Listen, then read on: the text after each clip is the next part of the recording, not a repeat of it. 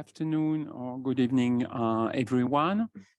I'm Christophe, demographer here with the CSH, and I'm very happy to welcome you for the seminar, the monthly seminar of the CSH.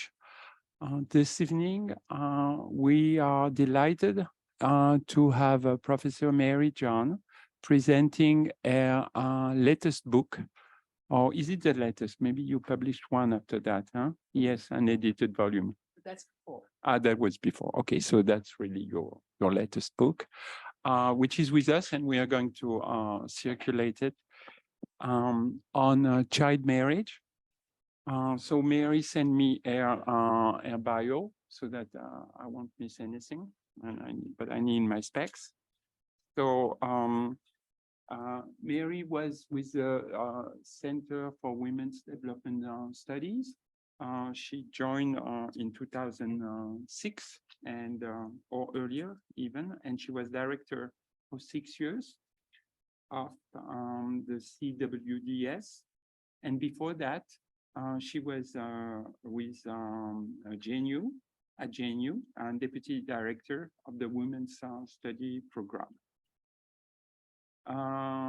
She has published extensively. To me, maybe most important book was A Question of Silence, which I discovered like 20 years ago. And it was for me an eye-opener, and I think it was a very important book for gender theory in India. But she published many other volumes. So, for example, Discrepant Dislocation, Feminism, Theory, and Postcolonial Histories, Women's Studies in India, a reader, very convenient reader, which is also sitting on my desk. And more recently, she had the co-edited volume, Women in the Worlds of Labor, and the monograph Child Marriage in an International Frame, a feminist review from India. That was the one we have in front of us. She was the co-chair of a task force set up by the UGC to look into sexual harassments on Indian campuses. And they brought out the report, Saksham, Measures for Ensuring Safety of Women and Programs for Gender Sensitization on Campuses. Let me say that she's just one of the most important gender theoretician in India, and that she has covered many different fields or subfields related to gender issues, including a couple of contributions volumes on prenatal sex selection, and that's how I came to meet Mary. To discuss Mary John's presentation, we are also very happy to welcome Professor Tanika Sarkar. Professor Sarkar was with the Center for Historical Research at GNU, and she has now retired. And I think you are also attached to Ashoka University as fitting? No? That was only for one term. Professor Tanika Sarkar has a long list of publication on Bengal, on gender, and on caste, to summarize. So I'll give the floor now to Mary for about 40 minutes, and then Professor Sarkar will start the discussion. And then we will invite everybody in the audience and also online participants for a broader conversation with Mary. Thank you, Christophe, for that. Can you hear me? For the introduction, and thank you all for coming on a rainy day, it looks like.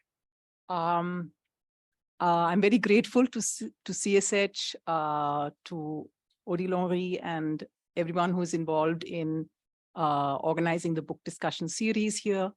I'm a little nervous about presenting a book because I've never quite done that. I've always thought the book is over and done with, and now it's left for others to decide what to make of it. But I will attempt to put it in some perspective, and I'm very grateful that Professor Sarkar has agreed to respond, and look forward to your comments, questions, disagreements. So without further ado, I'll be using a PowerPoint that will help sort of, I think, organize my thoughts. So let me see if I can handle this kind of technology. Okay. So yes, so I'm very grateful for this opportunity to discuss a book that was in fact not planned to be written. I was asked by the UN, United Nations Population Fund, the UNFPA, one of the, I don't know whether they're the bad guys or the good guys in this story, but they approached me for a kind of review on subject of child marriage in the Indian context. And when I did an initial look, I found very little. I thought I'd be writing a very short report, and that would be that. And it ended up taking me in highways and byways I had not expected, and that ended up being this book. It became an occasion in a way that I had not anticipated for rethinking, in fact, this newly revived subject in amongst international agencies and in India. And so what this book tries to do is to review what we know, ask questions about what we don't know, and then propose a sort of alternate framing. So in the 21st century, there has been a very new focus on child marriage as a harmful practice. This is the language of the Sustainable Development Goals. It is clearly marked out as a harmful practice to be eradicated, to be eliminated worldwide. And we have in India, well, it's not maybe surprising considering that we're about to become the largest country population-wise, but we have by far the largest numbers of those who have married before the age of 18, which is how child marriage is strictly defined. Going by the conventions of the right of the child, a child is any person up till the age of 18. Child marriage any marriage below the age of 18 becomes child marriage and becomes a violation then of the rights of the child. So international agencies, the state, and many organizations, I was very surprised to discover the number of what we might call NGOs and other groups on the ground who are now active in various localities in the country to combat the practice of child marriage, to bring the numbers down. And my own worry, if you like, is that all this intervention is happening in a kind of what I'm calling an epistemological vacuum. That is to say, unlike many other issues, and sex selection would be a good counterexample, an area that Christoph has worked in for many years. Unlike sex selection, which in my view has seen a long history of involvement on the part of women's organizations and comparable research from, at various levels, macro, micro, I don't see the same situation when it comes to child marriage, or rather, this is the question I'm raising. What do we know about child marriage? Are groups on the ground actively intervening with a certain sense of understanding or not? I'm sorry, what is that me? Yes. No, that's me. But there was some other stuff happening. It was not me. So my efforts are therefore to kind of I think so this book is a review, which makes it sort of, it's covering a lot of work that others have done. And in the course of that, I offer some thoughts of my own. And towards the end, I also do some analysis of my own in the course of doing this review. Oops.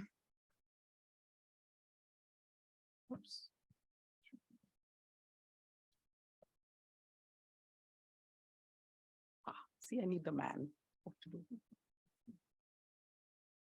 Okay, so this is the structure of the book. Quickly, I won't spend time on that.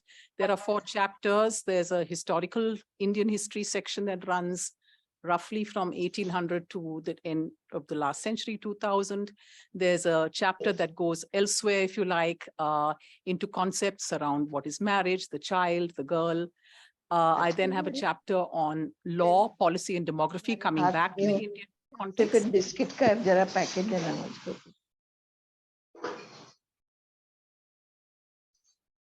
Okay. Next chapter is, so the third chapter is on law, policy, and demography. I then have a chapter that looks at how do we think about age in the context of marriage, education, and work. I have a sort of unexpected afterword. If time permitting, we'll talk a little about that, which is the most recent, which happened actually after the book was more or less going to press, when the government in 2020 came out with this rather surprising desire to raise the minimum age at marriage from 18 to 21. So this sort of happened as the book was going to press. So I managed to put in some thoughts, and if there's time, as I said, I'd be happy to discuss that with you all. And so what I'm trying to put together here would be the main lessons that I learned along the way. And I want to say that this is also very much a book in process. Since it's a review, there's always new work coming out. There's reasons to rethink. I myself am rethinking what I thought I could, have put out. So it's very much a process, which is why I also would welcome thoughts that you may have at this point in time. So history. I began, I'm not a historian, not at all trained, and I'm sure there's lots of issues here, therefore, but I find myself wanting to place anything in when we look at a contemporary issue. It seems my first sort of response is to try to think historically, to ask how did we get here? And in a situation where we see a sudden revival of an issue like child marriage, which was not on our agenda now, the very fascinating issue then is that if we go back to the 19th century, this has to be one of the periods of the most dense scholarship during the colonial period on a subject like child marriage. It is one of the issues, one of the flashpoints for an emergent nationalism, in the battles with colonialism, in the kind of the ways in which the early women's organizations cut their teeth on organizing. One cannot think of a situation of a topic that was more controversial, more significant than that of child marriage and the way it entered into public life at that time. For me, one of the most surprising discoveries, and I say this as someone who has been teaching women's studies, who's been researching the field and so on, is that having to look at this literature made me realize that what we have been calling the social reform of women is very much about the child. That the child, in fact, in a way that I had not, I'd be very happy to know what Professor Sarkar thinks about that the main issues of social reform was around sending girls to school, the child widow, child marriage, female infanticide, all of them bringing up this new subject, the child, in a way that at least I feel I had not got my head around. I mean, I use the term women. I mean, we've all used the term women when we think of social reform. We haven't been calling it the social reform of the girl or the social reform of the girl child and so on. And yet these have been, actually we are seeing the coming into being of the child in a way that I think we still need to think through. And the way I've tried to come around that is to use the phrase child woman / woman child. Do we really know then what kind of subject what we used to call woman, and now we are beginning to recognize is the coming into being of a notion of child and childhood into public discourse. Is this a child? Is this the woman? What is it about this child woman that where we could say, and this is one of the formulations I put out for us to think with, which is to say, have women, unlike perhaps men, have women ever been have women ever been children? In the usual sense of the term, have they become women too soon? Or could we even say the opposite, that have women ever been allowed to be adult, in the sense in which we think of adulthood as implying autonomy, freedom, some sense of control over one's life? Have they, as dependents, have they been infantilized in that sense? So it's in that sense that I put out this term child, woman, woman, child, to evoke the complexity of this subject and to ask, what has changed over time? So major flashpoints, as I also already said, between imperial power, between a Hindu militant nationalism, social reformers, liberal leaders, feminists, anti-caste activists, you name it, they were locked into amazing kinds of controversies, which often needed some special moment to get resolved. In 1891, there was the age of consent controversy. In 1929, we have the Sharda Act, which is passed, again, after years and years of lobbying and failed efforts, and then a moment. And here I want to just point out that to contrast with the present moment is that if anyone was defending the vigorous, most vigorous defenders of what I think Professor Sarkar has called non-consensual infant marriage in 1891 were the Hindu nationalists, right? So I'm just putting this out there for us to try and get our heads around the fact that today a similar kind of government espousing similar ideas is now saying that we must only marry our girls at the age of 21, whereas before they were saying it's the end of the world if in fact our girls are allowed to marry before puberty, after puberty. They should be married. So raising the age in 1891 from 10 to 12 was a moment of high militant nationalism, opposition to that move. So subsequently, in the early 20th century, we have another round at which point of time you have the first women's organizations becoming active, and they cut their teeth on this issue. For them, 10 to 12 was not good enough. They wished to move further in terms of raising the age at marriage, and by 1929, after again a very complex imperial moment involving the publication of this book by Catherine Mayo called Mother India, a hugely controversial book that kind of, according to some historians, tipped the balance and enabled this act, the Sharda Act, to come into law, 14 for girls and 18 for boys.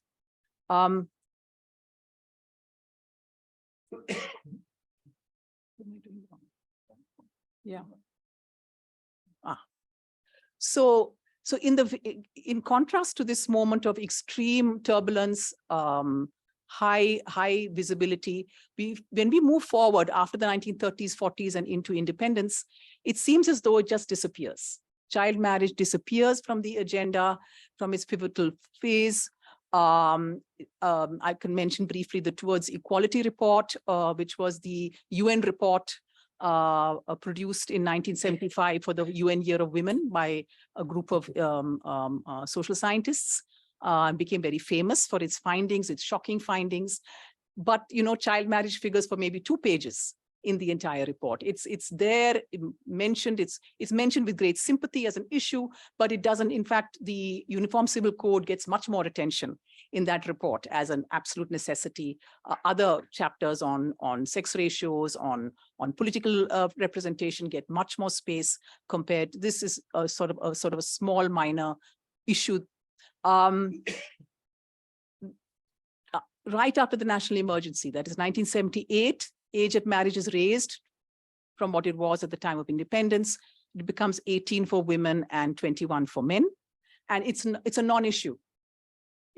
I'm just saying, compare this moment to the historical past when it created, so much by way of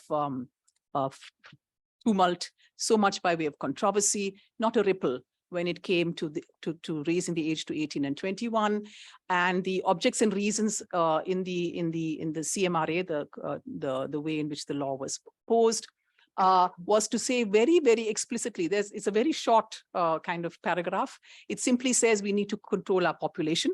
We need to control fertility, and early marriages results in more children. It was very much part of the population moment of the post-independence era. And you can also, in your own mind, you can also imagine the excesses of the emergency, which was sterilization campaigns and the way in which that played out.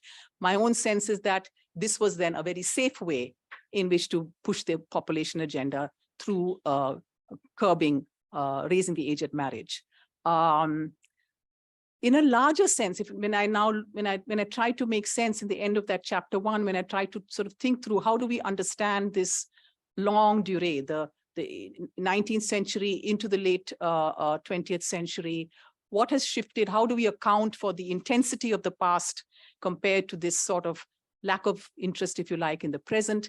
And the way I've done this, I don't know if it works, is to say that child marriage was part of the self, by which I mean middle-class, urban, Hindu, middle-class India history was tied up with child marriage. So you could imagine your great-grandmother or so on being married off as a child, and people had those kinds of stories, perhaps, of relatives in the past who had, or grandmothers, whatever, at whatever point in time, being married off at a very young age. But this was no longer true today. The middle class had emerged over which is a very fascinating history of which we don't know enough.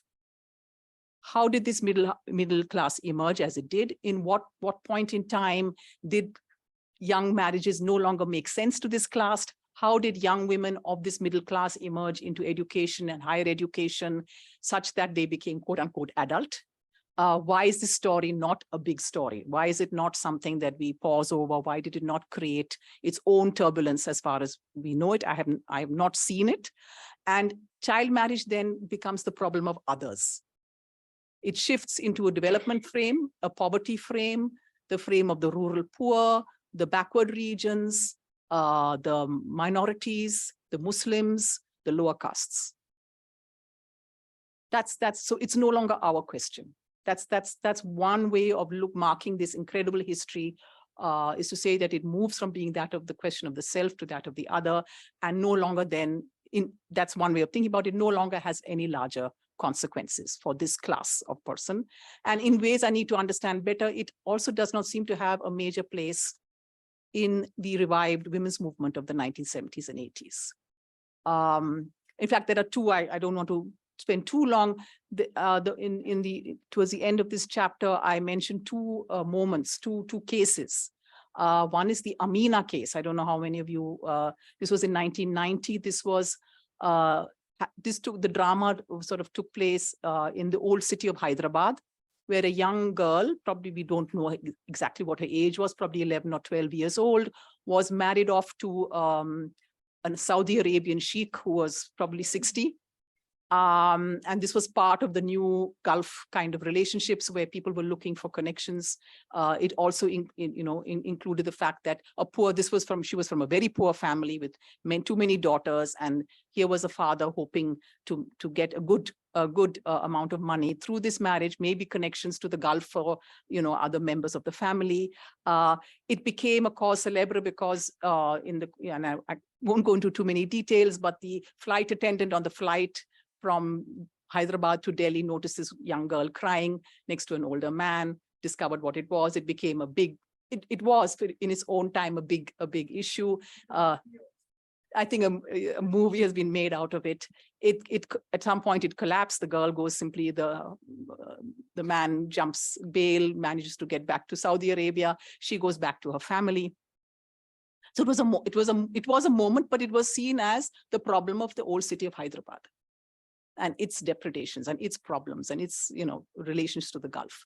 The other case is the Bhauri Devi case, which again in the 1990s, I don't know how familiar you are. She was a village level worker in the state of Rajasthan, part of the Women's Development Program. And in response to government pushes towards dealing with something like child marriage in the state, she tried to stop a marriage amongst a Gujar family, and was punished in the most horrific way. She was actually gang raped by the father of the bride and others. And however, the case is remembered for Bhauri Devi's amazing courage, the battle that was fought, and the fact that in the wake of that case, we have the Vishaka guidelines, which is the first guidelines to deal with so-called workplace harassment. It's odd to think that this gang rape, but yes, it was the gang rape that produced the Vishaka guidelines. And hardly anybody remembers that actually the occasion of the whole saga was a case of child marriage. So this is the story. This then is my story up till the end of 2000.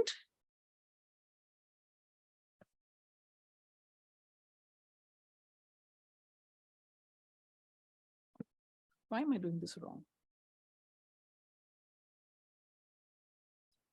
Yeah. Okay, something I'm not doing right. Okay, so then and this is where the book veers a bit.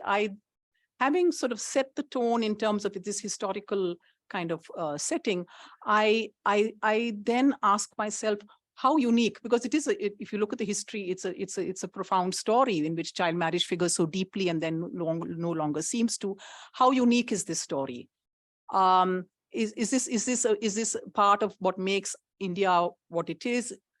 Are these some of the unique aspects of social reform? So in order to ask questions like what is the child, what is marriage, I started looking elsewhere. And rather than look only to our neighbors like Bangladesh or other countries in Africa known for high rates of child marriage, I thought, let me go to Europe. Let me go to the West. What are histories there? And I have to say, because I'm not a historian and I haven't studied this part of the world very well, I was very surprised by what I found. First of all, of course, well, not maybe of course, but child marriage is ubiquitous. Historically, it was not an issue. Till modernity, children of 8 or 9 could be betrothed, especially amongst the better off classes. It was not at all an unusual fact. The Blackstone laws in England in the 18th century prescribed 12 years for girls and 14 for boys. And this is the same, this is England, which is, giving us the civilizing mission in India. So here, these are the figures in England. The modernity of childhood, and of course, all of you would know Philip Aries and others, Holly Brewer and so on, who talk about the modernity of childhood, the idea that childhood is something of a modern creation or a modern idea or a modern sentiment. And that prior to that, at least Middle Ages and before, after the age of 6 or 7, children are mini adults. There is no real concept of childhood other than that. Whether or not, of course, much a controversial claim, much discussed and debated and so on. But one of the more, so childhood innocence becomes a major sort of rallying point, you could say, with modernity, especially with industrialization, all the accounts from Charles Dickens onwards, of the hyper exploitation of children and hence, and the need to save them in terms of their innocence. Also childhood as a disqualification. So the age of majority is a very new idea that is created in modern times, the age of majority below which a child is disqualified by virtue of not having the capacity for reason. These are very new ideas that come into existence in the 18th, 19th centuries and then take hold. So in order to sort of place therefore the Indian story in some larger perspective, I felt it was very important to recognize the modernity of the ubiquitous of child marriage, the modernity of it, of the ideas of the child, and also to see where the child woman, I was curious to see, does this idea of the child woman make an appearance? And I did discover her in certain texts, Mary Wollstonecraft's book, Betty Friedan, and I also later, it's not in my book at all, but Simone de Beauvoir. I don't know if you read book 2 of Simone de Beauvoir, you'll find actually some very remarkable descriptions of this child woman. And I felt I should have gone there sooner, maybe, but anyhow, there's something to think with that she actually had that kind of, she saw it for what it was. I think much more needs to be done around that. In fact, one of my claims is that age as a concept has not figured enough in our thinking in feminism. It's one of the vectors we actually need to think with more, and these would be a few clues along the way. I discovered the child bride, that is the American child bride, and most unusual and most interesting figure. I don't know if you know that to this very day in several US states, there is no minimum age at marriage in their statute books, none whatsoever. Many of them still have 12 and 14 from the Blackstone era. Some have updated them now. But I'm talking now about white. I'm not talking about immigrants. I'm talking about the white population. The white population has its small, no doubt small share of those who marry young, 14, 15, 16, and they are invisible to us because their numbers are smaller or they come from regions which don't count. So yes, there are now studies on the American child bride, her history and her present, which I found very fascinating. And underage marriages in China, again, a country we are often compared to, given the sex selection story and the very, very adverse child sex ratio that we both share. Given their concerns, child marriage is never discussed, it's more or less suppressed. But I did find some studies and some news articles that showed the extent to which it continues in, as you can imagine, poor rural areas where young people, fall in love, get pregnant, and then try to work around the registration system such that they register their marriages only later because they have, ages of 20 and 22. So countries like, I thought the US and China would offer a very interesting comparative frame. Countries that don't have to deal with it in the way we do because their numbers are smaller and they can maintain invisibility, unlike the way we can't. So this was my contrast. So in order to set up a comparative story, I would like to just quickly pull out two kinds of comparative frames. One is on marriage, where the standard Western story is love conquers marriage, right? So yes, historically, it was an alliance. Yes, it was for economic or political or other reasons, had nothing to do with love. Whatever people may think about Antony and Cleopatra, they've got it all wrong. But yes, 18th, 19th centuries, love enters the story, and over time into the 20th century, it conquers marriage as an institution. It breaks marriage as an institution. This is Stephanie Kunz's account, a very interesting and a good account, I think, and leads to what is called deinstitutionalization, which is that the institution of marriage is no longer what it was. It's now much more loose, open-ended. People may enter it, may not, may leave it as when at various points in time. Not a very high proportion of people are married at any point in time in countries like the US. In countries like the UK, half the children are born outside of marriage, and that's okay. However, I found this sort of the standard account a little problematic, and I looked for a slightly better sort of contrast, because to simply say there's, marriage isn't the kind of institution it is elsewhere in countries like ours didn't seem to say very much. So what I found was an alternate kind of formulation, which says that marriage in countries like the US, for instance, has evolved from being a marker of convention to one of prestige and distinction. So it's not as though it's not as though it simply is out there as one amongst others. It continues to be a marker of distinction. The most successful people have the most successful marriages. And we should ask ourselves why that is so. Why is it an elusive goal for others who are not so well located in society? And why is it not a goal for others, yet others? So this is the way I would mark marriage in a Western context. The Indian story, which I will come to shortly, is compulsory marriage, and I'll say a little bit about that later. The other term I just want to lift out from the many is adolescence.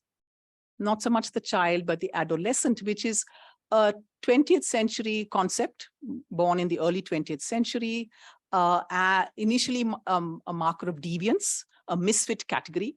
This was this phase that seemed to emerge after industrialization with schooling, many years then between being a child and being an adult. And these many years seem to be only expanding now as adulthood also becomes more and more elusive. Because of what you said, or Okay. the extension is a month only. Okay. And then I'll further keep the discussions with the. Okay. Sorry about that. No, that's okay. So the adolescent is for me a very interesting figure that takes on emerges and also changes in its meanings over time. As I said, it began as a deviant category.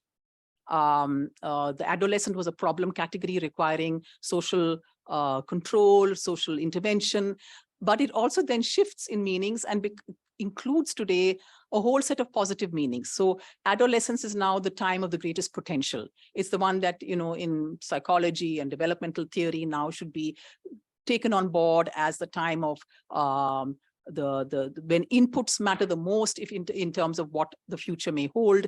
So it's positively reconstructed from being purely one of sexual deviance, drug addiction, and teenage pregnancy, and the other kinds of ways in which adolescence achieved the kind of space it did.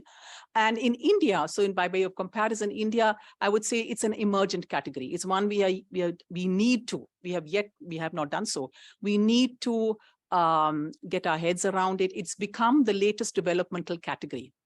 So today's international agencies, today's NGOs are very often dealing with a category called the adolescent girl. This is a very, very common category, a new category, I think, compared to the way women were targeted in the past. And this is a high risk, high potential category. And you'll hear from the World Bank, from a whole range of very, very significant institutions, that we now need to put girls first in international development. That's where we need to put our money. That's where we need to put our attention. If we want, solutions to the world's biggest problems, the adolescent girl is a place to go. I feel this is something we need to take note of, even in order to think ahead about where we are on the child marriage question. Okay, so this brings me now to thinking about, and I realize I'm running out of time. So another 5, 10 minutes, okay. Sorry?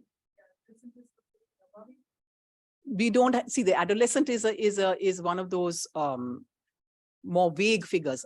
Strictly speaking, the adolescent is the second decade of life, 11, but it's getting stretched into the 20s. So there's no definition. We still have child marriage. Child marriage is the only name we have. People like us may be saying we need to change the name, but actually the name available to us is only child marriage. Anything below the age of 18 is child marriage. There's no gradation at all. So we have now, and studies are emerging even as I speak, but from around 2014-15, again, I've not been able to find the full reason why. Was it these Sustainable Development Goals of 2016? What was it that suddenly produced a spurt of studies, which most of whom use demographic methods as well as macro data. I mean, the two go together, using different national and state level data sets in our country. And you can discuss some of them if you like. The census is an obvious one. The National Family Health Survey have used these. So one of my problems was I found an extreme unevenness. If on the one hand, you could say history was so well mined when it came to the colonial period, but not so when it came to the contemporary post-independence period. When I look now at, in my review chapters 2 and 3, chapter 3, when I looked in sociology, I looked in anthropology, I looked in gender and sexuality, education, labor, all of whom would be absolutely essential for understanding the phenomenon and the changing kind of practices around child marriage. Very little in terms of any kind of reflection on age and the significance of age, the when question. Very little. And so one ends up having a very uneven. So there are insights from demography, no doubt, but they remain extremely uneven in terms of the way they go about it. And the fact of having the largest numbers, the kind of regional kind of, I haven't included maps here, but if you had a map, you'd see a clustering in the east, in the west, and a little bit to the south. So Bengal, Bihar, Rajasthan and environments, and a little bit Telangana and Andhra. These are the sort of high prevalence areas. But my quarrel, if you want to put it that way, with some of this literature was very much, it seemed to me, commissioned by agencies. So your titles would be ending child marriage, eliminating child marriage. So much of what I found in some sense under reflected upon was that child marriage became the root cause, effectively, the root cause of the various problems pertaining, whether there was violence, whether there was lack of nutrition, whether there were too many children, whether girls were being taken out of school, and so on. The list was always linked. So the complex question here, and this is, I think, is a important methodological question. How do we deal with associations? Where is cause and where is effect? So the fact that child marriage, as I said, was the problem of the other, and therefore the problem of those less well endowed, the poorer, the socially disadvantaged, was the question of association was not, I think, marked out clearly enough. association was turned into causation too easily. So it was as though the cause of the poverty of a family was the fact that the mother in that family had married too young. The low levels of education was because of man. Whereas you could ask the opposite question, right? Equally. Is it that there are no schools, or is it that beyond high school there is nothing available? Hence, the young girls are sitting at home, and hence maybe marriage is on the cards. So these were the kinds of areas which I felt were not being tackled sufficiently, and so root causes were being put out, and the degree of significance. I think this is, for me, a very important question. If, in fact, you want to make a case for the significance of child marriage and its elimination in order to improve and genuinely bring about more empowerment, more life chances, more choices for young women, then you need to compare its significance with other vectors. How important is poverty compared to age at marriage? How important is the presence of health services compared to age at marriage? I did not see that kind of work being done. And in fact, towards the end of the book, I ended up doing some of that work myself and discovered quite, again, I didn't know what to expect, but I did discover that in many instances, age at marriage actually was not at all significant. So in terms of maternal mortality, for instance, it was not a significant vector. Whether you marry, if other things being equal, the same poor family, you wait and you marry 3 years later, maternal mortality rates will not be affected. In some cases, what I found was, if you look at children and children's health, stunting and wasting, what you saw was a small change in terms of the poverty of the family would have a much bigger effect than actually raising the age at marriage. So I did not see that kind of, in these reports, I didn't see that kind of attention being paid.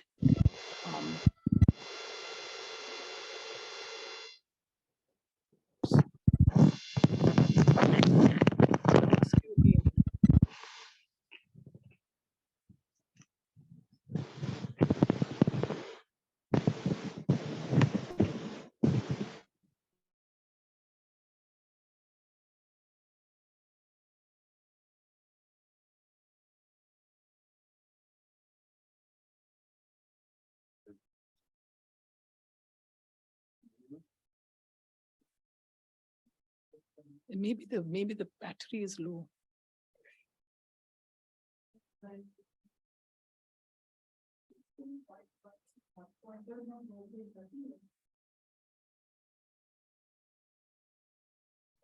No problem.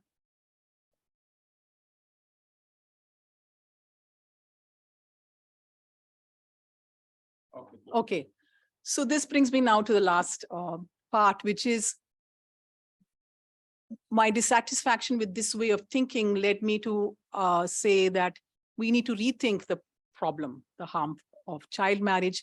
And in order to do so, we need to reintegrate child marriage within a larger frame, which I'm calling compulsory marriage. So the way in which child marriage is being approached is as though it were a unique, separable social norm, and the theory of social norms has its own issues. I won't go into that here, but it's as though it were a unique, separable social norm residing in certain communities, certain groups, certain corners of the country, to be eradicated there as though it was a standalone problem. So I believe that it is not a standalone problem. It is not that is not what is unique to India. I will say shortly what I do think is unique to us.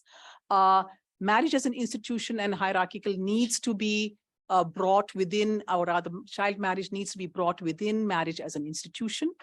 Child marriage rates have in fact been declining. This often is not talked about as much as it ought to, especially in recent decades. And it is highly then concentrated today. It's no longer infant marriage as it might have been some time ago, or even pubertal marriage. It is largely within the 15 to 17-year age group. Hence my suggestion that it be called either early marriage or adolescent marriage.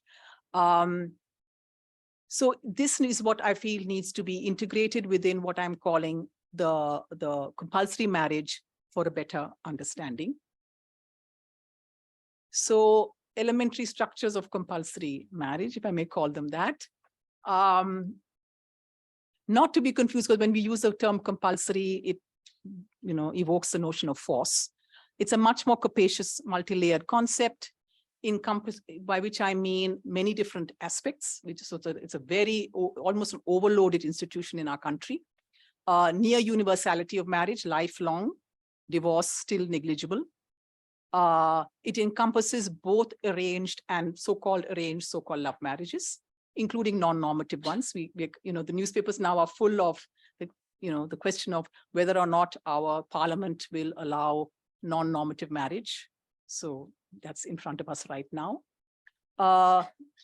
Compulsory marriage is not declining. It continues to be hegemonic, unlike child marriage rates. And I would say it's the most dominant institution of social meaning, making those who opt to be outside it anomalous. And that's true today as much as it was true before. It's the principal institution of economic security. Whether or not that security is realized is another question altogether.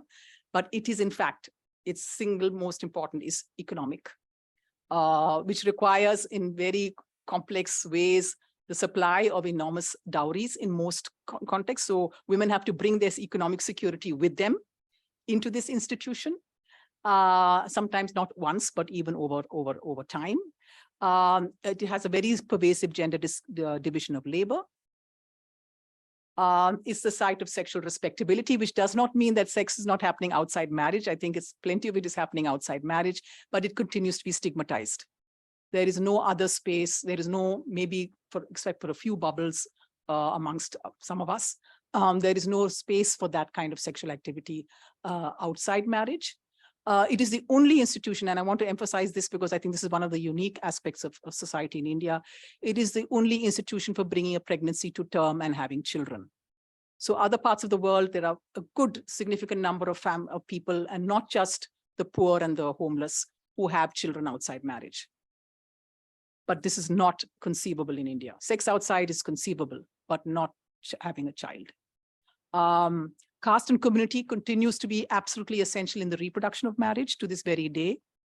So I'm not trying to say that love doesn't have a place. It finds its place somewhere in the midst of all this. In some cases, you will have the most horrendous responses to love against convention in Haryana and so on. We know enough stories. Or in rural Bengal, it may not be such a big deal. And some of the field work I've done, there can be intercaste marriages, not a big deal.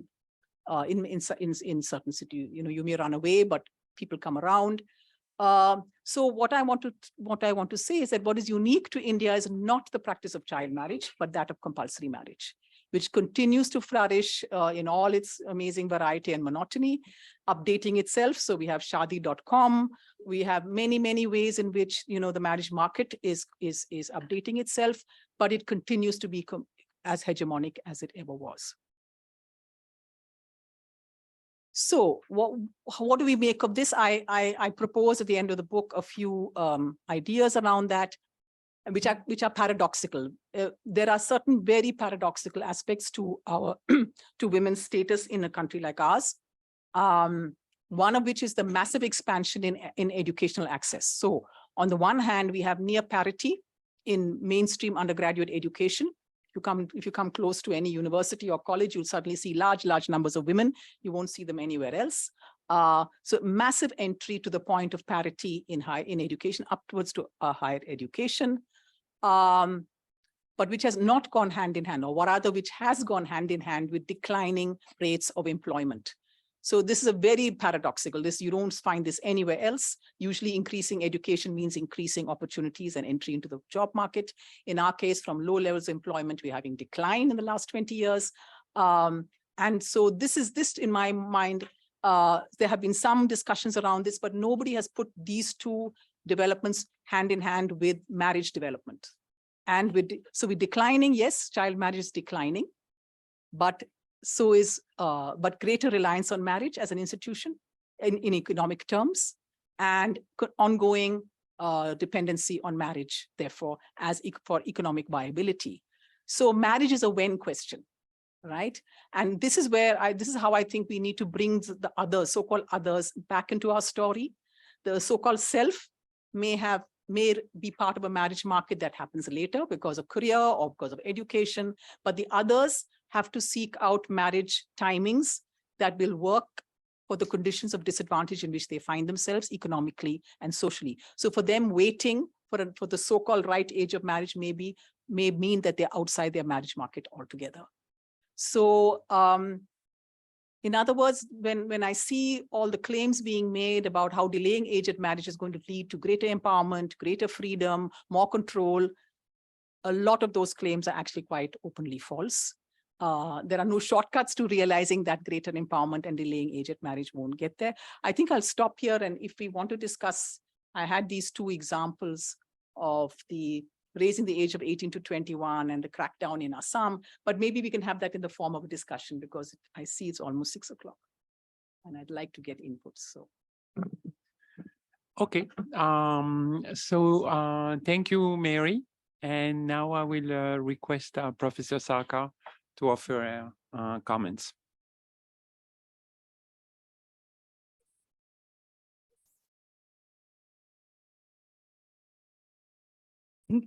Thank you. It's a great honor, of course, to be the discussant for a path-breaking book such as this.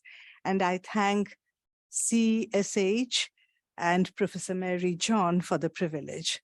But it is a doubtful privilege because there's so much to say, and the book is so thought-provoking and so new that it's difficult to do even rudimentary justice to it within a talk. Thankfully, she has summed up the cardinal points and been very comprehensive about them. I'll try to avoid the things that she touched on and get on with some others. And to organize my thoughts, which, the book has so much that my thoughts were running in all possible directions. So I have made some notes and I will try to read out from them. I've always been struck by a rather remarkable quality in Mary John's work. She transforms, I think, what seems to be commonsensical and entirely known into something quite unfamiliar, something that requires fresh investigation. For instance, just now I was thinking that we talk about gender reform in the 19th century, and it took her to point out that it's almost entirely about the child and not about the woman. Here she takes up two words that are part of our everyday vocabulary, and she opens them up to serious interrogation. She asks what marriage is and what childhood is and what can be their mutual relationship. And she probes how they have been taught and practiced across times and cultures.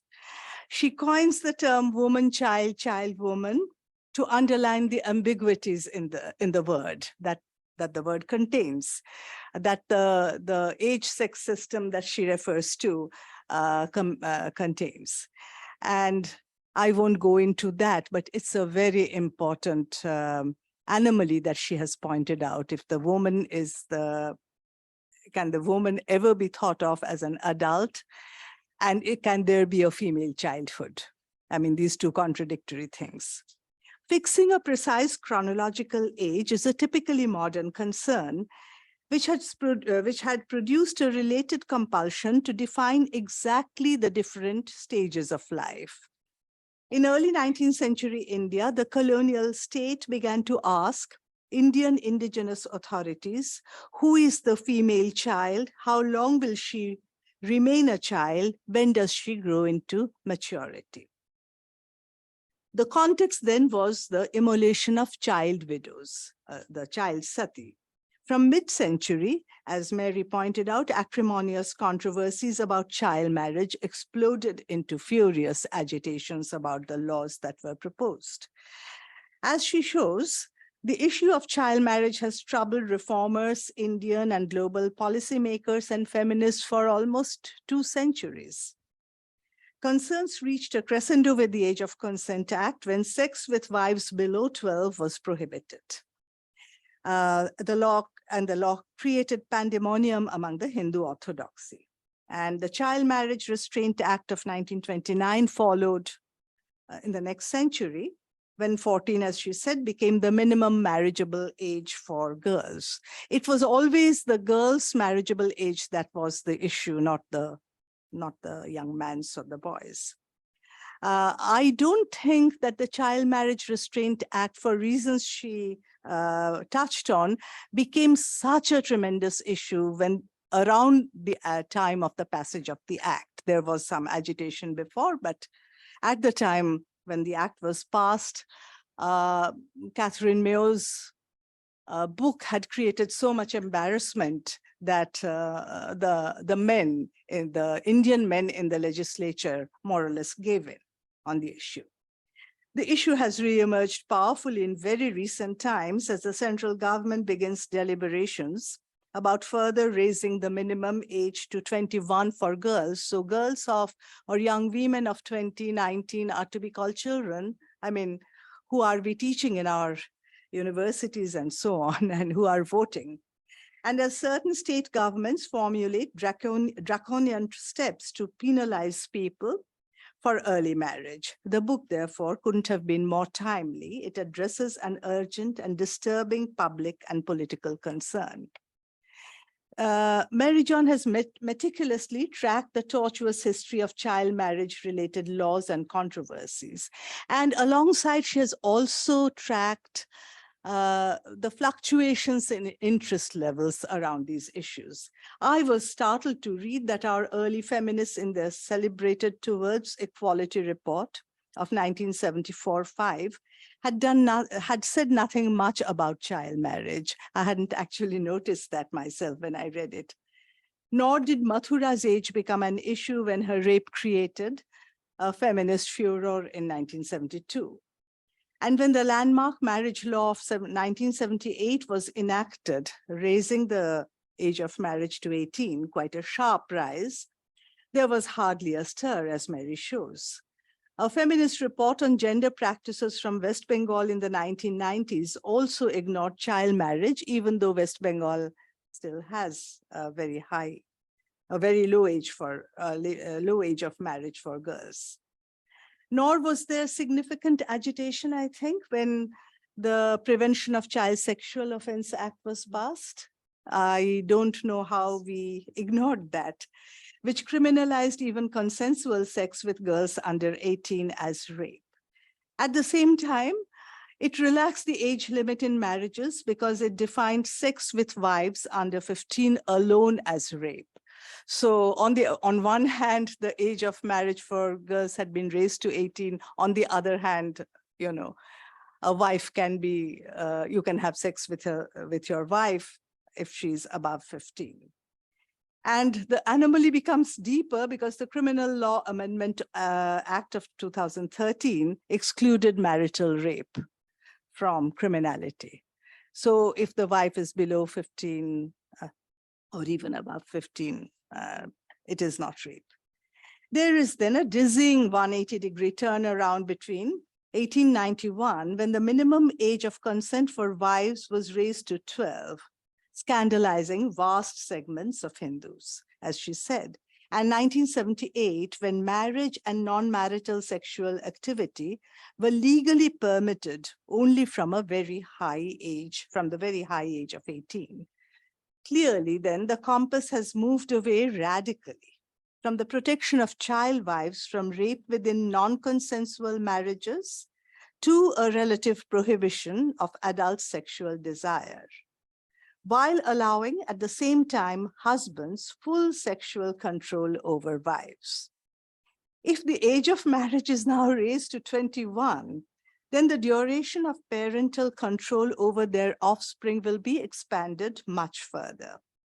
And the system, as Mary says in the book, is further stiffened by an expanding network of surveillance and penalties. We are very fond of defining penalties, whether it's rape or it's, but we don't pay that much attention to consciousness raising efforts or agencies, not to the welfare agencies that Mary has mentioned in her book.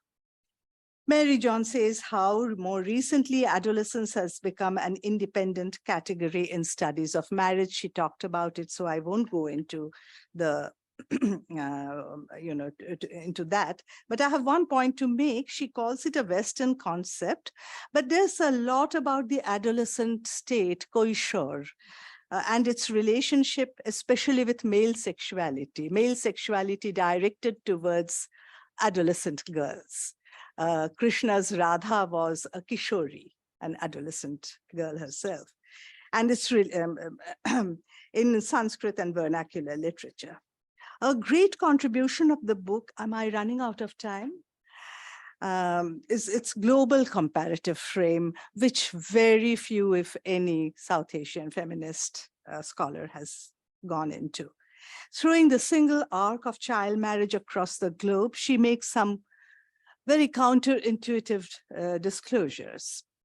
As she said, early marriage has long been thought of as an archaic residual practice persisting only in India and in third world countries, but the data shows that the female age of marriage has declined in the West from early modern times onwards, well into modernity. And her comparison, comparison between Chinese and white American women is particularly illuminating. As she moves to Indian child marriages, she very rightly concludes that we should distinguish between ancient normative and legal texts and actual practice for which we have little reliable data. But I would like to add that for ancient Hindus, prepubertal, preferably infant marriage of girls was probably the universally preferred norm, though there were different opinions about when puberty occurs. Most scriptural texts advise that if parents manage to marry off their daughters before they reach 9, then it becomes Gauridan, the gift of a the gift of a goddess to the matrimonial lineage, and not mere Kanyadan or the gift of a virgin. And it's immensely more meritorious than Kanyadan. Late 19th century censuses found a large and strikingly large number of infant marriages, especially in Eastern India. Mary John's narrative thickens very impressively when we come to the 19th century. And I was deeply impressed by her comprehensive as well as critical reading of a vast range of secondary sources. Maybe a little more could have been added about Adivasi and matrilineal practices, about self-respect marriage patterns. I missed too the association between patrilocality and of the wide age gap that normally prevails between husband and wife in association with child marriage. That adds certain dimensions to early marriage. She provides the widest possible canvas for child marriage for post-colonial India. She tracks it across regions to study their variations minutely. She introduces a massive array of adjacent concerns connected with marriage: health, education, labor, paid work, sexuality, caste, varied definitions of childhood, among several other coordinates, going into each at great depth, and each creating for her a different frame of reference for understanding early marriage. And she goes into marriage as an entire institution in India, where she says the distinction of the Indian case actually lies, not in child marriage, but in certain characteristics of the marriage system. She calls it a compulsory heteronormative institutions, and I think very recently Parliament or government definitively ruled out non-hetero sexual marriages, gay marriages. Whether sacramental or contractual, most Indian marriages are arranged between families, though love she allows may well grow within it. If arranged by parents, it can offer security for the wife in her natal home if the marriage falls apart, and that's an important point she makes in the book. Marriages are regarded as an intergenerational contact where the exchange values of brides and grooms are decided by the current social norms and by familial strategies of various sorts. And she goes into that, all that at length. So she establishes a very large horizon for child marriages, well beyond the age of the wife. She shows that on the whole, the age of marriage for the woman child has steadily increased in step with the growth of educational opportunities. At the same time, employment prospects for women have simultaneously declined, and that makes marriage or early marriage more of an unavoidable option. What else can she do? And preventive measures by various regional states, as she shows, seek to delay marriage with a slew of material rewards. If the girl marries beyond a certain educational level, then the family gets certain things, usually a cash reward at the time of her marriage. So marriage remains constant. Its importance does not, its centrality does not diminish. And that she brings out very well in the book. She is critical of the way early marriages are made into the harmful practice that keeps women in subordination, and she shows that's not the case. And the purpose of that is its prevention becomes a catch-all panacea for all manner of gender problems. Name one, and abolition of child marriage would solve that. Other essential requirements for women's empowerment are either linked or subordinated to it. And that relieves policymakers from the burden of investing in multiple other life opportunities for the woman to strengthen her agency. That gets them off the hook. And the responsibility is transferred to families or to individuals. They do what the state can't do or won't do. She's entirely right to insist that early marriage is not the only nor the supreme cause of subordination. And certainly the conventional worry that it causes overpopulation or stunted population can be very, very misplaced. Nor does it block necessarily women's pursuit of higher education. And she has some data to show that women pursue education even after marriage. A lot of women pursue education even after marriage.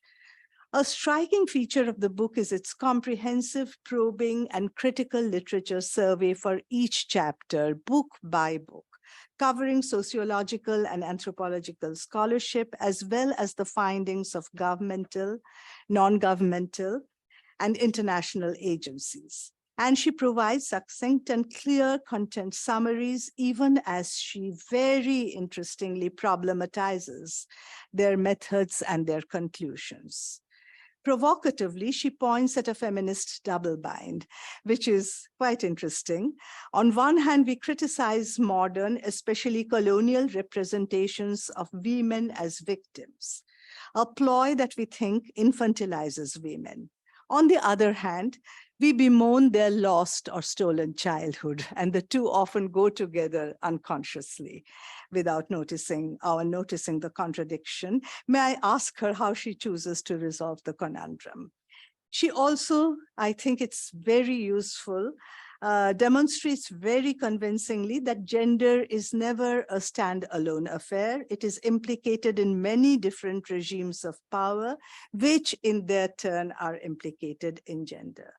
Many feminist scholars either ignore or simplify the broader and complex context within which gender operates. My only problem with the book is that the last two chapters are sometimes packed too densely. The massive details that she culls from various disciplines and from statistical surveys are extremely, extremely important. They are also superbly analyzed, and the analysis, she sells herself short when she says, at the end I analyze. No, the analysis is everywhere. They're superbly analyzed, and her methodological critiques are always new and important. But the sheer density of material does not always make for easy reading in these two chapters, and maybe some of the data could have been put out in the form of appendices. This is a very major achievement, Mary, and I thank you for writing this incredibly researched and intensely thoughtful book. And I'm very grateful for the opportunity to express my gratitude.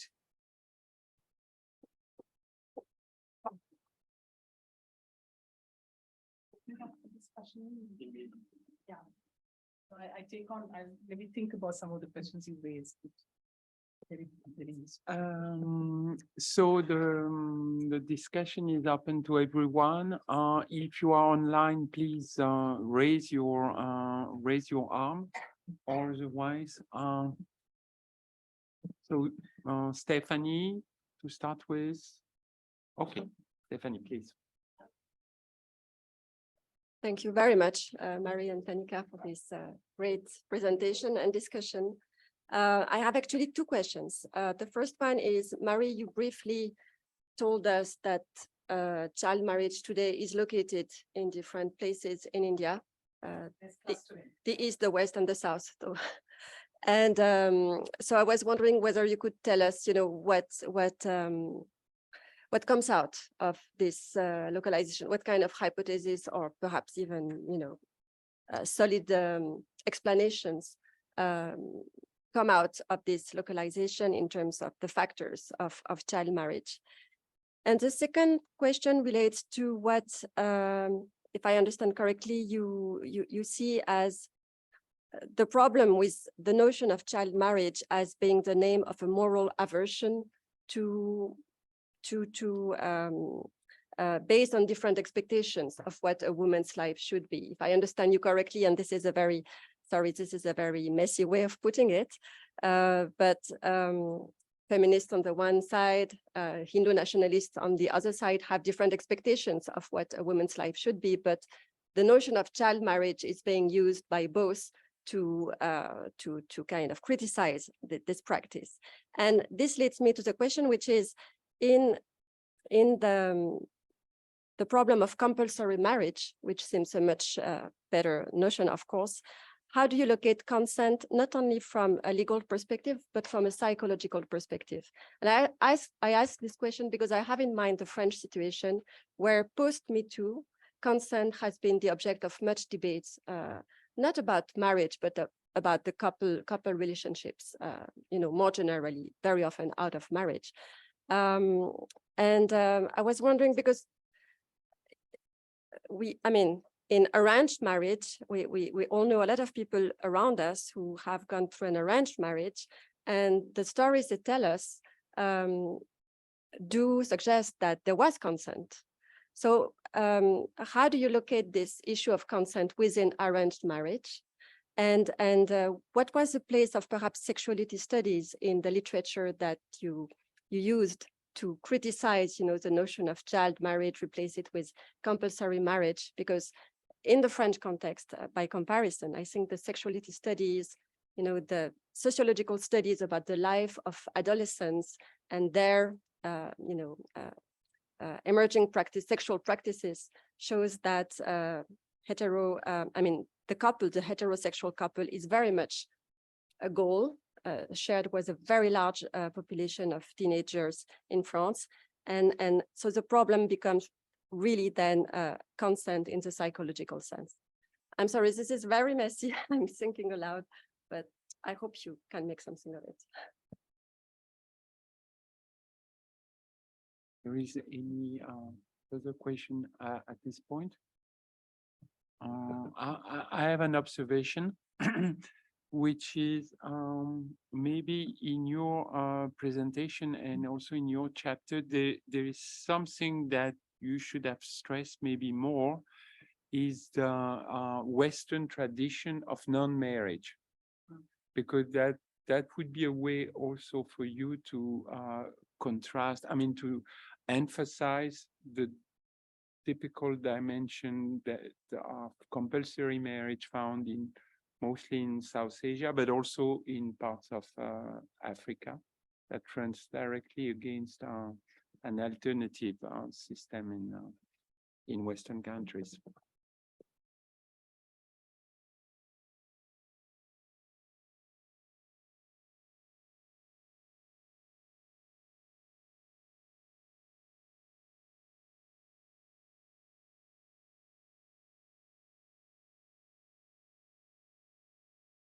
Yes, hello.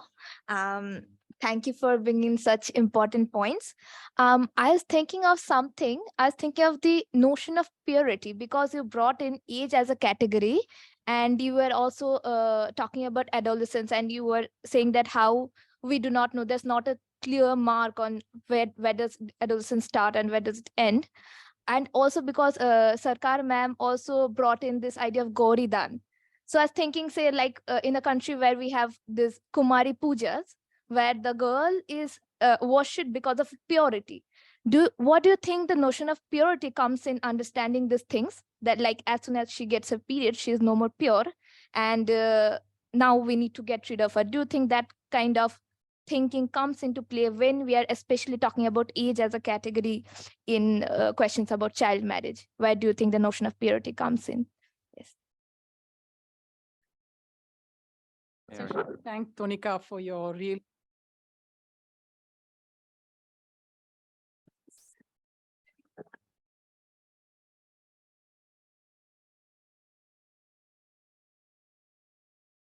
The one that really needs more thinking, and I'm thinking also of the paper that I've had privileged access to on Sati and the child widow, is indigenous so-called. I mean, what are our own categories? Like you mentioned, Gauri Dan as distinct from Kanya Dan, notions of age.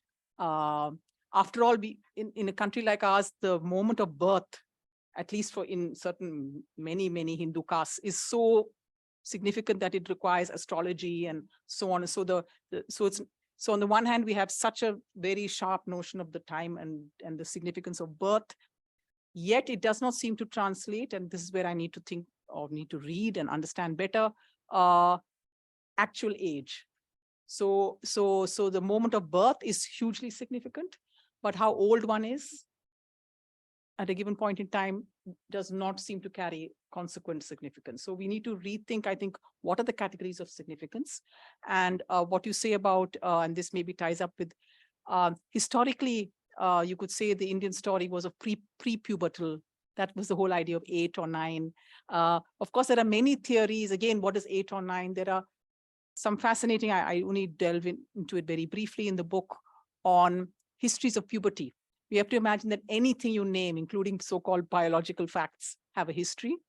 And we do know that puberty has been declining. The age at puberty has been, curiously, increases in nutrition, increases in health, bring down puberty, because the body is, I mean, I don't know, evolutionary theory will tell you that the body is getting ready for reproduction. That's what the purpose of the female is in evolutionary terms.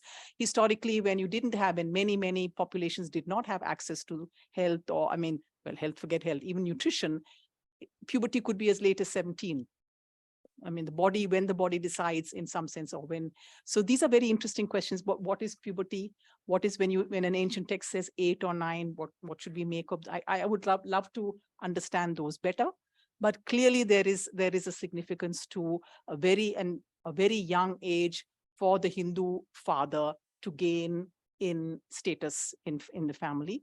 And what if that is not achieved? What happens when there's Swayamvaram, as it's sometimes called, when the woman actually gets to choose? Can we do?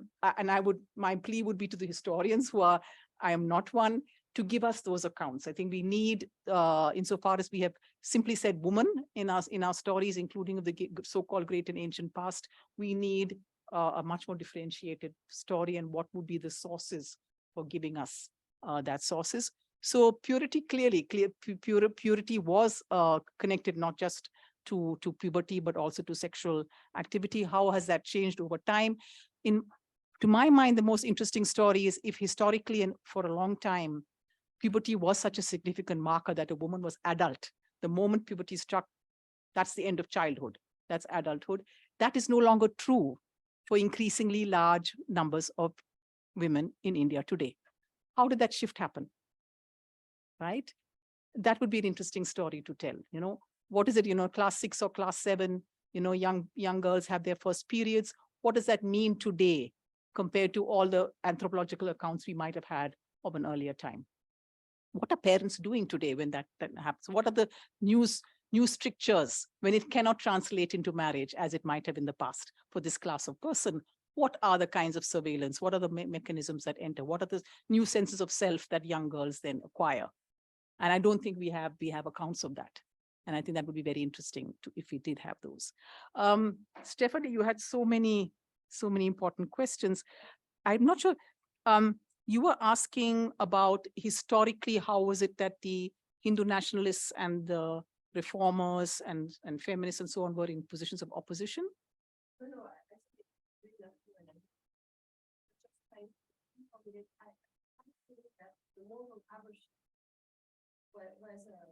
The moral aversion to the repugnance to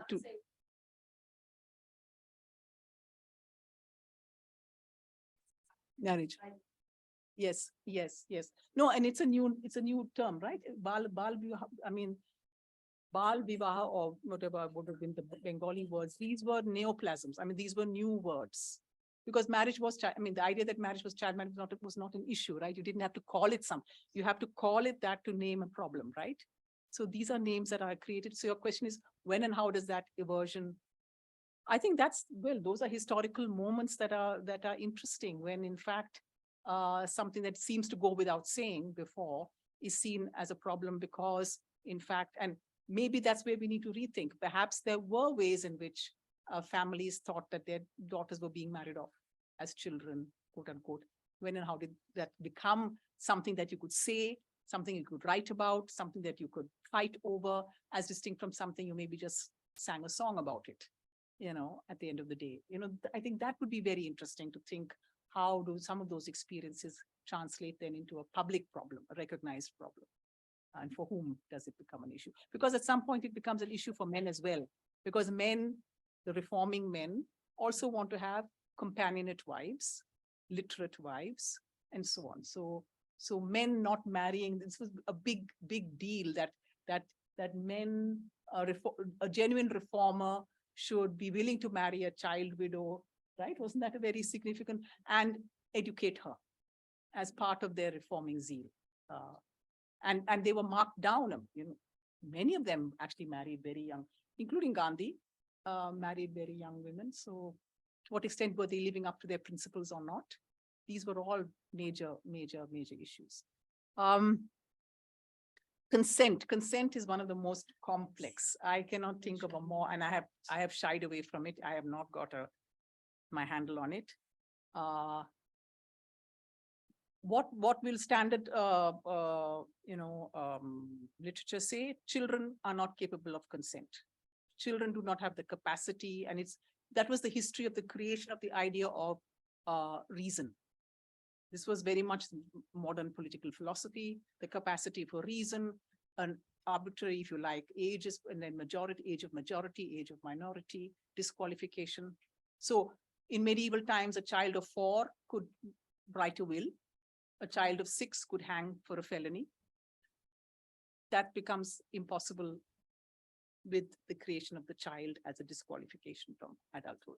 And we are still getting our heads around the juvenile today is a very complex category. Where do you assign agency, culpability, and so on for a juvenile? And so the adolescent becomes this interesting kind of in-between figure then, where you can begin to think of discretion, ages of discretion. So unlike the child, where only protection is possible, and any sexual activity has to be an onslaught, has to be completely and totally treated as non-consensual, as criminalizable. Therefore, we have an act, a very draconian act we needed an act on child sexual abuse, but we now have an act of child sexual abuse, which means that the child below 18 is being assaulted, is under assault, is the unique category sexual assault. So can adolescence help us here is a question I would ask. Because adolescence seems to allow for emerging, changing, evolving, more agency. So and I know I sounded very negative in the book around the adolescent girl, because she's being appropriated by international agencies and by groups very often to just push her into delaying her marriage in order to gain. Can we have alternate ways of thinking about the adolescent girl and adolescent boys, and what would consent look like there? So arranged marriages very much today are full of consent. The vast majority of young people today would rather and actively want their families to arrange their marriages. A good friend of ours, Ravinder Kaur, did a study of IIT Delhi, the BTech, the BTech students pretty much said, I love my family and I think my family knows best. Why is that? I feel that's the question. That's where we need to place much more attention. I don't think we need to figure this one out, because this has collapsed pretty much everywhere else, including China, including it. So places which have teenage pregnancies, underage marriages are quite widespread, and whether the numbers are more or less, yes, I think it matters. But the fact that we have a flourishing situation of actively wanting families to handle this part of the life stage, if you like. In my view, why and how? I give a very overly simple answer when I say that women's chances of economic security are so low outside of marriage, and we don't seem to be sufficiently bothered by that fact. So violence is good publicity. Violence and horrible rapes get front page news, but not enough attention is being given to this source of complete lack of agency for young women. So yes, they go to college. Yes, they acquire degrees. Yes, they acquire professional degrees even today, more than ever before. But it doesn't translate further. And I think this is, to my mind, something I feel even in the women's movement that from which I've learned everything. I think somehow that hasn't been our question as much as I would have liked it to have been. So yes, consent is a big one, but many of these weddings and, the young women are completely, love is a very tricky thing to go for. Where is it going to lead? And are you going to, in some studies, they in fact say love is not the way forward, because if tomorrow something goes wrong, I will have no recourse to my natal family and things will go wrong. So, so why has this structure sort of flourished as much as it has? And how is it broken down elsewhere? Because it was the structure elsewhere till about 100 or 200 years ago. So, what is decisively, I don't feel I'd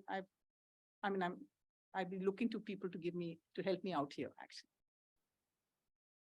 Perhaps if I may add, the new thing that has come in is arranged love. Yes, arranged love marriage. Courtship before marriage. Yes. Once the marriage has been fixed yes. by the parents. Yeah. So, best of both worlds. Yeah.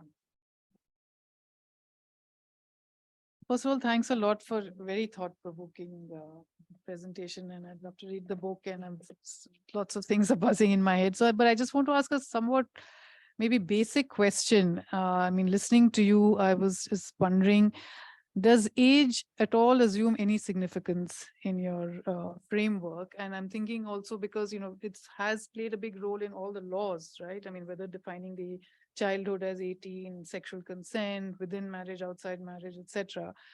And might you be suggesting that even that is probably not the way to go around, or is there any value in actually doing that as well?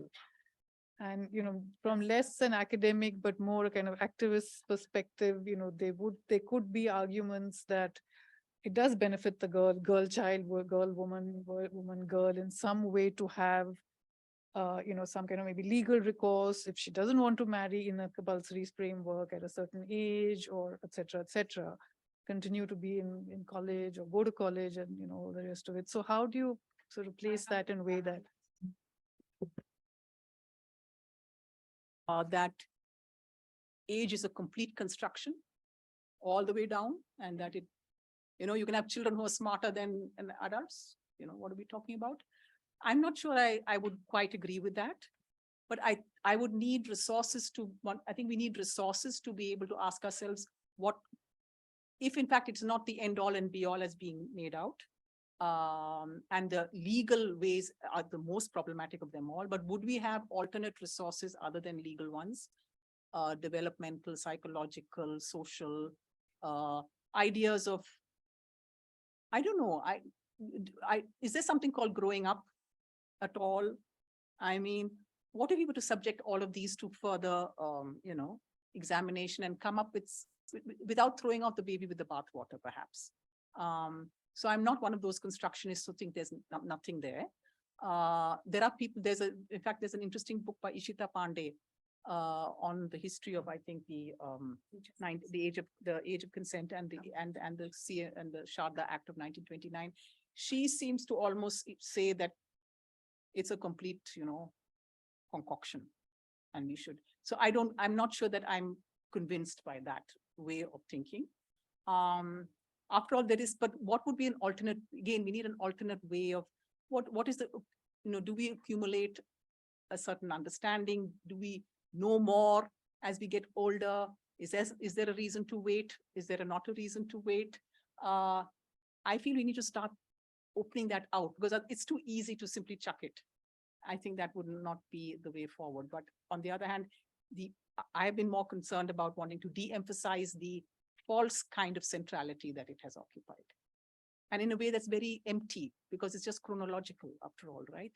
So.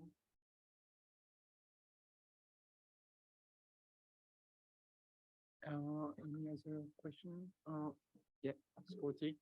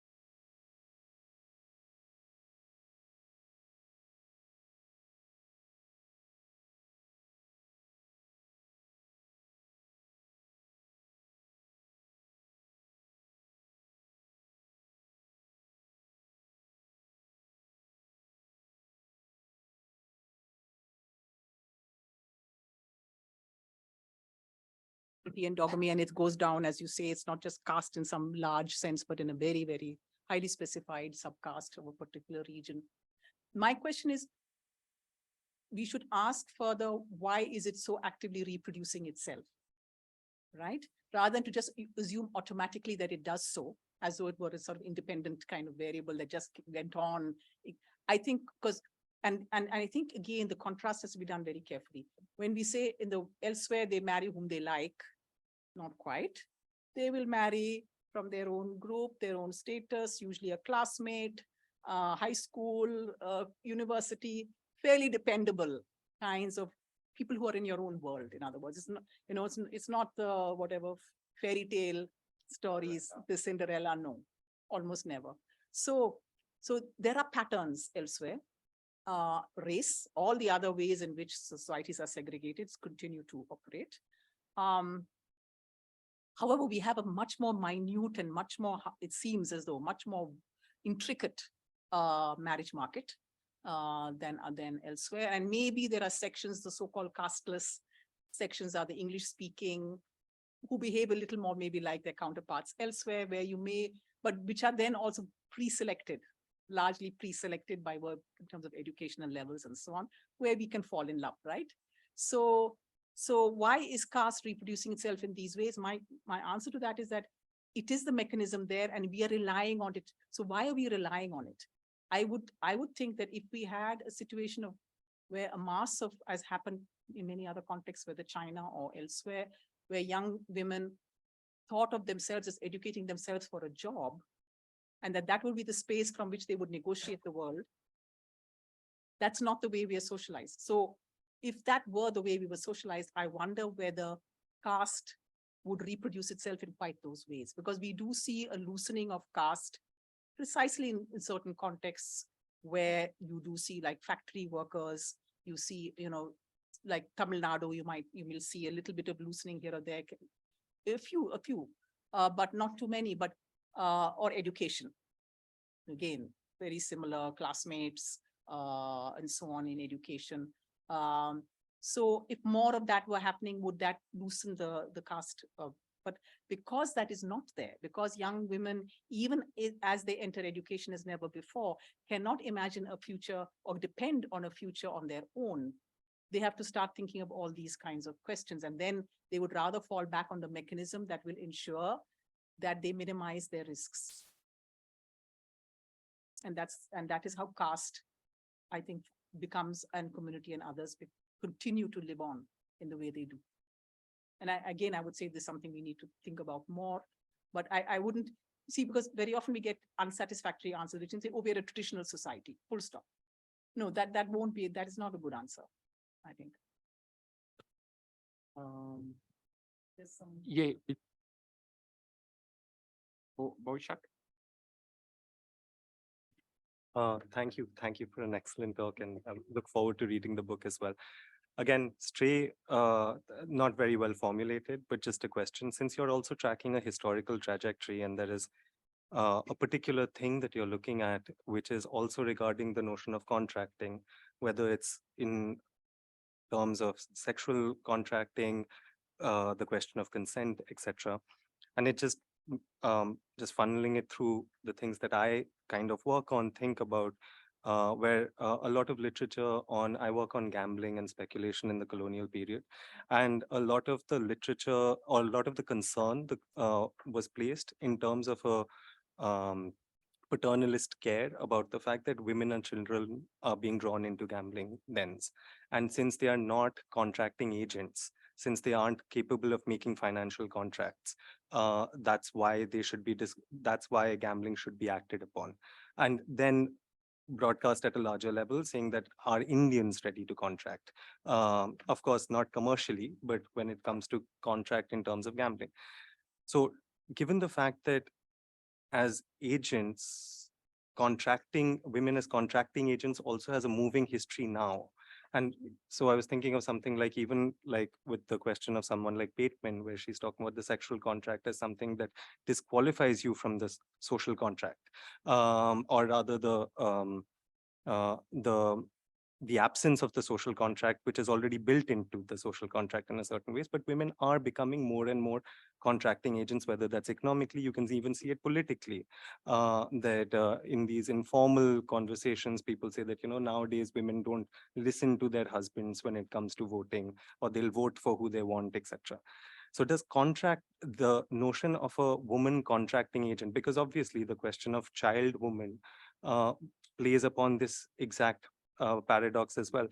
The evolution of a woman as a contracting agent in post-independence India, does that have a certain kind of impact on the sexual contract, on marriage contracts, on the question of consent, etc.?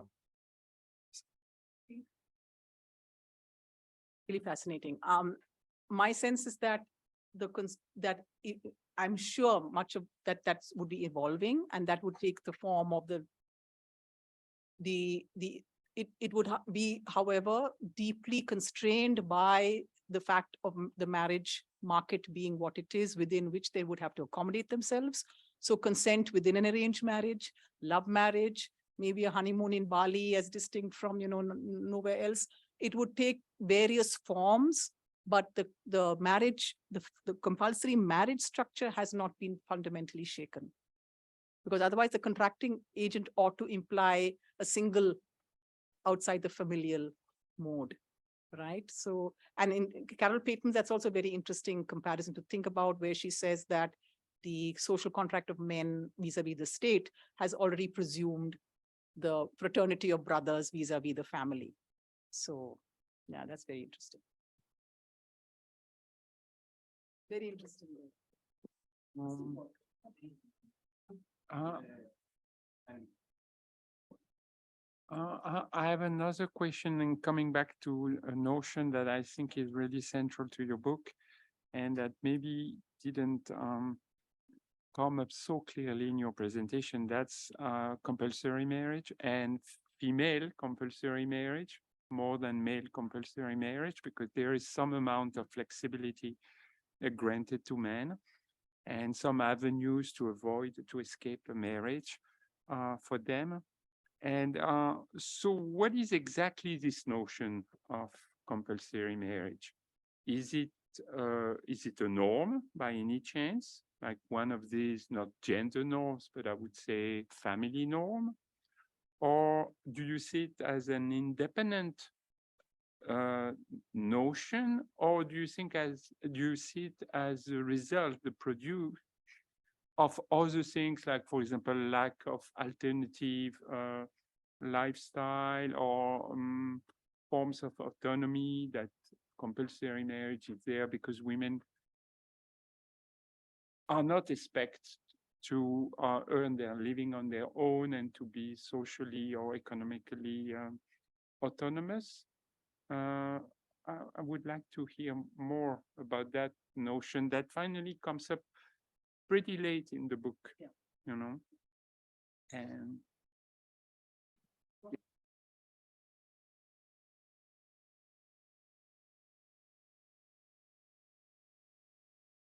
work, I'm thinking of your essay in Women in the Worlds of Labor. And I'm thinking about, and I haven't read the book and maybe this is discussed there. And I was thinking about how much of, so these two things that you've pinpointed so wonderfully in your talk, the kind of the hegemony of compulsory marriage, as it were, on the one hand, and the clustering of child marriage on the other. And certainly this kind of, you go from sort of the question of child marriage being a question that inflames passions like unlike anything else, to a question that for the middle class is comfortably located elsewhere. And I was thinking about how much of this has to do with the kind of the specificity, as you call it in that other essay, of India's capitalist social formation and the specificity of what it takes to reproduce a household. And then the specificity of what it takes to reproduce a household in India's largely informalized, overwhelmingly agrarian economy, as opposed to in urban locations, middle-class locations, where access to wage labor, kind of relatively secure, respectable forms of wage labor is different. And I'm thinking particularly of, you know, when you said the term child, woman, woman, child, I was just so powerfully reminded of this image from Karin Kapadia's book, Shiva and Her Sisters, where she talks about, and this is a study of Dalit agricultural laborers in sort of a Tamil village. And she talks about how young women, 8, 9, 10, will be dressed up in half saris, and their mothers will try to pass them off as children, like as younger women or adolescent women, so that they can get an adult wage. So I think the child woman, it's a very powerful formulation. So I was thinking, and perhaps this is addressed in the book, but because in other work that you've done, you've spoken so clearly about the specificity of India's capitalist story, its informality, or rather maybe the non-capitalist character of large parts of the economy. So, and do you think that has something to do with also the specificity of, say, the middle class, the upper caste middle class versus other social groups?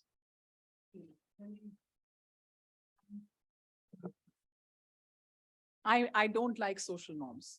I feel social norms don't help us at all. They're so thin. I mean, the sophistication in game theory is contrasted with the thinness in any kind of sense of the social.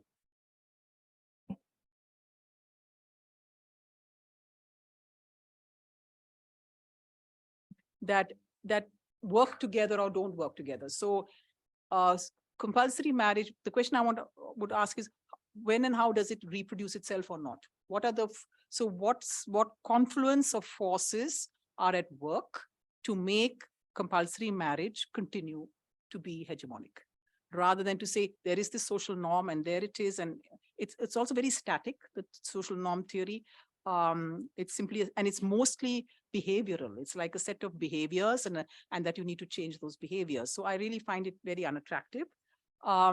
So I want to bring in I don't know whether I want to call it Indian. I don't know whether I know how to describe Indian capitalism, but the fact of the nature of women's work, which is the route to some level of economic viability.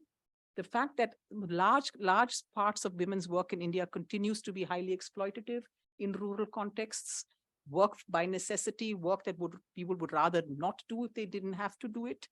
And that the capitalist path that India has chosen to take is one of no what is called jobless growth or job loss growth, which is to say we are not creating new jobs where the oldest, or we're actually declining in terms of job, which then feeds into this idea that the only person who needs a job is a man, bad or good jobs, or that men are even entering into areas where, nursing today has male nurses entering. The few sort of areas you might think were female. So my answer would be that unless and until we understand those processes, the answer to why and how compulsory marriage continues to reproduce itself will not get a good answer. So it's not a static social norm, but rather a dynamic process that is the consequence of the confluence of all of these reinforcing each other. So education could have been a disruptive force, but because it is leading to just higher ages at marriage, it's not a disruptive force. I mean, so employment would be one, because you mentioned the case of Bangladesh. Yes. And how female employment were successful in delaying. Yes, in some cases, yes. In the garment workers, for instance, had to carry a huge stigma in Bangladesh. I mean, it is stigmatized labor because it's considered dangerous. You're working with all kinds of strange men, but nonetheless, it did something. Unfortunately, I think the other kinds of economies of Bangladesh, which I don't understand very well, but its connections to the Gulf economies, the rise of the word for dowry. I mean, as a Muslim country, it did not have dowry, but the word dowry, dahej, has entered its vocabulary and its practice, and it's called demand. Sometimes the English word demand is the word in Bangla, and very high rates of dowry as a consequence of the peculiar economy that Bangladesh seems to be a part of. So that then vitiates perhaps these alternate ways of economic, viability, independence in urban pockets that you see in a country like that. So my answer is yes, if we could understand the nature of Indian capitalism such that large proportions of women are subsidizing this capitalism, but without getting any kind of paid or meaningful or decent paid employment, subsidize it in the form of unpaid work of all kinds. That seems to tie the system again into a marriage structure. So the question we must ask then is, what would it take to actually disrupt it? And I haven't found answers outside. I mean, some of the disruptors are non-normative, but non-normative are so marginalized and so stigmatized that this chance, the one group in India that has actually questioned marriage as an institution are non-normative subjects, non-heterosexual, non-normative subjects. No one else has actually stepped up to sort of say that this is not the future that we should be aspiring to. So I don't know if I've answered your question. No, in fact, I found a piece in the Indian Express 2 days ago that was very illuminating to me, and that goes precisely to your direction. It's a piece written by 4 young academics, so they look really young and bright. They are from Ashoka. One is doing a PhD in Harvard. And they say that the marriage market penalizes women who work. They've done an experiment and on shadi.com or some other matrimonial agency, and they send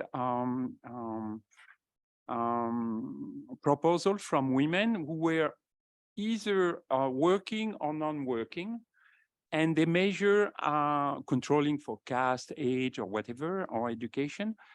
They measured how much response they would get, and then they discovered that working women would get 15% less response from prospective males. But okay, I'm not really surprised. But what the way they put it was really surprising to me, because they start with the thing that more women and men get married in India than anywhere else in the world. In 2018, over 99% of women above 35 were married. So that's the beginning, the first point. And then second one, it's about low female participation in India. So everything is absolutely true, but then they blame the marriage market for what's happening, the marriage market. And finally, their conclusion is that changing norms and attitudes of men is critical to increasing women's participation and reducing their occupational segregation. There is absolutely no word about marriage, you know, about women being able to opt out of marriage. No, that is a given. 99% are supposed to marry, and if they work, that is seen as a disadvantage. I think I disagree with the, what do you take as given and what do you take as, I think you don't take 99% as a given, you take it as an end result. Absolutely, but they take it as an external thing that cannot change. Men's attitudes could change a lot, no question about that. But it is, I would say it's more like Indian capitalism, if you ask me, with all its communal and many other casteist, whatever you want to add to that list. I wouldn't say male attitudes. I mean, I wonder, I think there are many men today who might in fact want women to work because of the nature of life today, and you want to say, and and men and they will have complete control over women's income. I mean, it's not as though women having income means that they have some independent say. So I'm not so sure. I don't want to jump to conclusions, but. And even if it's not control, it will be a big influence. Yes. Hi, Patricia. Mary. Could you say something about the justification for different male and female ages of marriage in India? Oh, but you can give us the answer. It's hypergamy. No, I'm really interested, but we've just concluded, just as I finally decided I must ask that question, why the different age of maturity for marriage or whatnot. The debates on this, it's not universal as far as I know. And so what do you make of it? Does it reflect at all? Sure. Yeah. I mean, it's always been there, right? The idea that the man has to be older than the woman. And that's, again, quite universally been present. That's also compulsory. Why is it legally still the situation now? I'm not sure, except, and that's the funny part about this raising the minimum age of marriage for women, because they're making a big noise about how gender equal the Indian state is today, because it's going to be 21 for women and men both. Yes, yeah. Big, and we look bad, right, by saying no. Well, like, what's our problem? So I would say it's part of the construction of hypergamy. That is to say, higher status for the husband, for the groom compared to the bride, which then also has an age factor. And from its having been, I imagine in the past, and I think Professor Sarkar would have things to say about that, we would have had very large age differentials in the past. Except perhaps with those infant betrothals. I don't know if the babies were also, the boy babies were also part of those betrothals. But I imagine that was what was, 20, 30 years. I mean, very much older men marrying very, very young girls as okay. By the way, that was okay in the US as well. And it became repugnant only in the late 19th century. So when young girls marrying was not a problem, but they're marrying 50-year-old men was a problem. Yeah. I think that was something that didn't come over very clearly.